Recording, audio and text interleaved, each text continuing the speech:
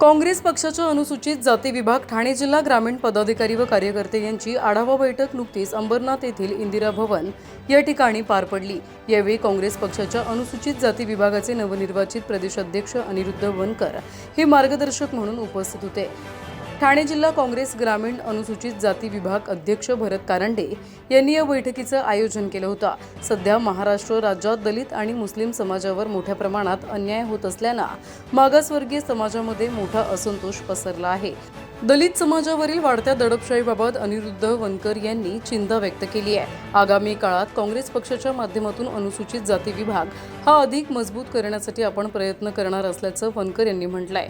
यावेळी ब्लॉक काँग्रेस कमिटीचे ठाणे जिल्हा अध्यक्ष चेतनसिंग पवार यांनी देखील उपस्थिती पदाधिकारी यांना मार्गदर्शन केला। आढावा बैठकीत ठाणे जिल्हा ग्रामीण परिसरातील पदाधिकारी व कार्यकर्ते मोठ्या संख्येने उपस्थित होते।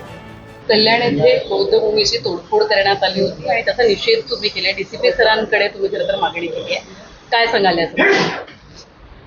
आम्ही महाराष्ट्र अनुसूचित जाती विभागाच्या वतीने काँग्रेसच्या वतीने जी बौद्ध समिती इथे स्थापन झालेली आहे, जो मोर्चाची आंदोलनाची, त्याला आम्ही पाठिंबा दिलेला आहे।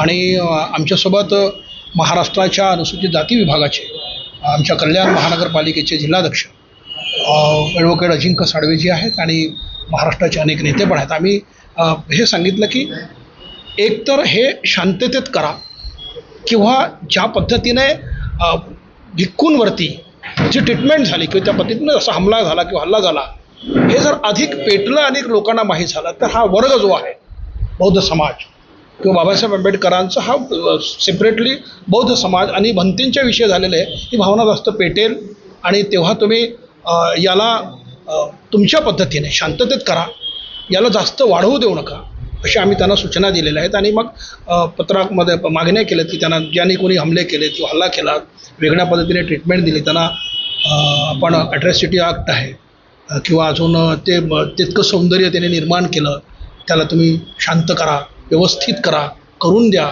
नाही केला तर आंदोलन पेटेल, अशा पद्धतीचे त्या मागण्या झाल्या। आणि सोबत माझ्या हे आहेत की ज्यांनी ते पाठपुरावा पण केलेला आहे। अर्थात काँग्रेस पक्षाच्या अनुसूचित जातीच्या अध्यक्षपदी तुमची नुकतीच नियुक्ती करण्यात आलेली आहे।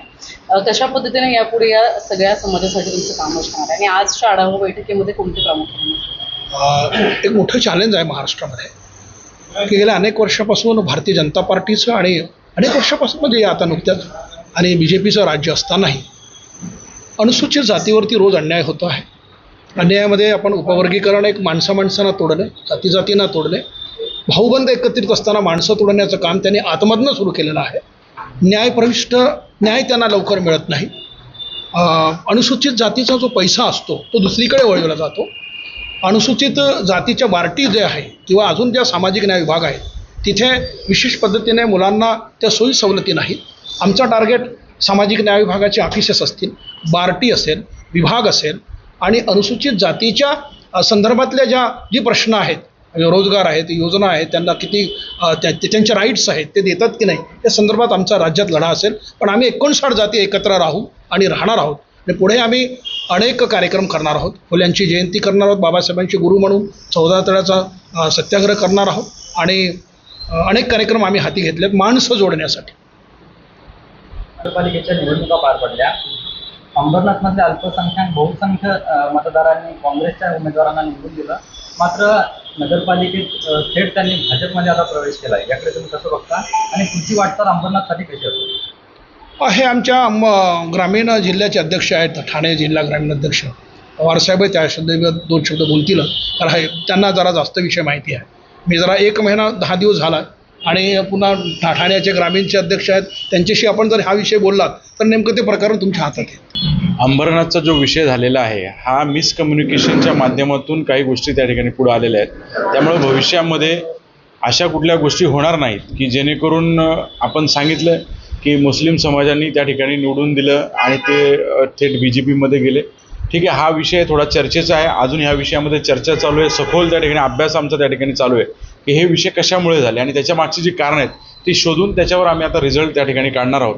त्यामुळे सध्या तरी हा विषय तांत्रिक आहे की कुठल्या अडचणीमध्ये ते त्या ठिकाणी गेले, काय आता भविष्यात कुठली कारवाई करता येईल किंवा काय पद्धतीने पक्ष म्हणून आम्हाला त्यांच्यावर कारवाई करता येईल, ह्या भूमिका अजून चर्चेमध्ये आहेत। रिझल्ट लवकरच त्याचा त्या ठिकाणी येईल. आणि मुस्लिम समाजाचं प्रतिनिधित्व 100% येत्या काळामध्ये आमची चर्चाही झाली की इतका मुस्लिम समाज आहे, इथं अजून बाकीचे दक्षिण भारतीय लोक आहेत, उत्तर भारतीय लोक आहेत, तर त्यांना कशा पद्धतीने प्रतिनिधित्व देता येईल ही भूमिका आम्ही मागच्याच आढाव्याच्या मिटिंगमध्ये त्या ठिकाणी मांडलेली आहे. ते नगरसेवक जर पुन्हा काँग्रेसमध्ये आले तर आपण त्यांचं स्वागत करणार.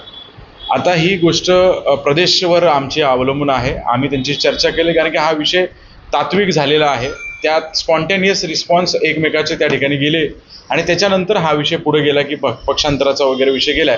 परंतु आता आम्हाला फक्त एकच आमचं शत्रू आहे की भारतीय जनता पार्टी आणि मोदी सरकार. काँग्रेसची जी धुरा आहे ती मजबूत करण्याचा कार्यक्रम आम्ही अनुसूचित जाती विभागामार्फत करणार. आज जे काही तालुके आहेत ग्रामीणमध्ये काय शहरं आहेत त्या शहराला बळकटी देण्याचं काम अनुसूचित जाती विभागामार्फत आम्ही करणार. त्याची योजना आम्ही तयार केलेली आहे.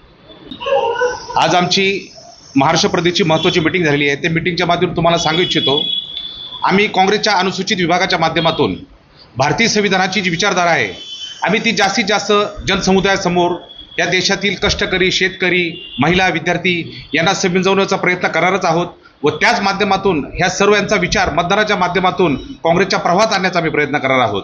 व त्याचबरोबर आम्ही या ठिकाणी सांगू इच्छितो बुद्धभूमी फाउंडेशनला जो प्रकार घडला ह्या देशाने आम्हाला भारतीय संविधानाच्या माध्यमातून सर्वांना धर्माचं स्वातंत्र्य दिलेलं आहे.